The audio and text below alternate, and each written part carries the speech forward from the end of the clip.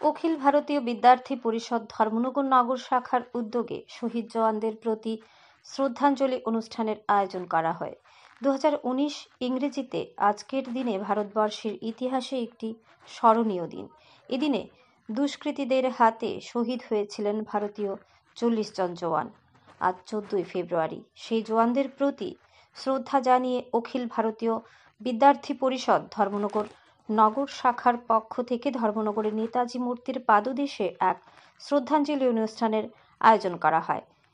উক্ত শ্রদ্ধাঞ্জলি অনুষ্ঠানে অখিল ভারতীয় বিদ্যার্থী পরিষদ ধর্মনগর নগর শাখার সম্পাদক অনিকেত দেব সহ অন্যান্যরা উপস্থিত ছিলেন। 40 জন বীর শহীদ জওয়ানদের প্রতিচ্ছবির সামনে প্রদীপ প্রজ্বলন করে শ্রদ্ধাঞ্জলি অর্পণ করা হয়। অখিল ভারতীয় বিদ্যার্থী পরিষদের এই শ্রদ্ধাঞ্জলি অনুষ্ঠান সম্পর্কে সম্পাদক অনিকেত দেব কি বলেন, দেখুন বিস্তারিত। ধর্মনগর থেকে নিজস্ব প্রতিনিধির রিপোর্ট, আরই ধর্মনগর। নমস্কার সবাইকে। আজ খুবই দুঃখজনক দিন।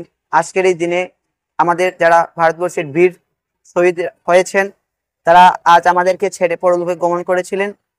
এই দিনটা গোটা ভারতবর্ষের কাছে একটি খুব দুঃখজনক দিন। এই দিনটিকে আমরা স্মরণ করে অখিল ভারতীয় বিদ্যার্থী পরিষদ ধর্মনগর নগর শাখা এখানে সমবেত হয়েছি এবং যারা বীর শহীদ হয়েছেন সবাইকে শ্রদ্ধাঞ্জলি আমরা প্রদান করছি। এবং এই দিনটি সকল ছাত্রছাত্রীদের পাশাপাশি সকল সাধারণ মানুষের কাছে খুব মর্মাহত এবং দুঃখজনক দিন, এবং এই দিনটিকে স্মরণ রেখে আমরা সামনের দিকে এগিয়ে যেতে চাই। সবাইকে নমস্কার। আমার নাম অনিকেত দেব, অখিল ভারতীয় বিদ্যার্থী পরিষদের ধর্মনগর নগর শাখার সম্পাদক। আজকে আপনারা যে নেতাজি মূর্তির পাদদেশে অনুষ্ঠানটি আয়োজন করেছেন তাদের উদ্যোগে করেছেন। যারা বীর শহীদ হয়েছিলেন সিআরপিএফ জওয়ানেরা তাদেরকে স্মরণ করে এবং তাদেরকে শ্রদ্ধাঞ্জলি দিতে আজকে আমরা এখানে সমবেত হয়েছি।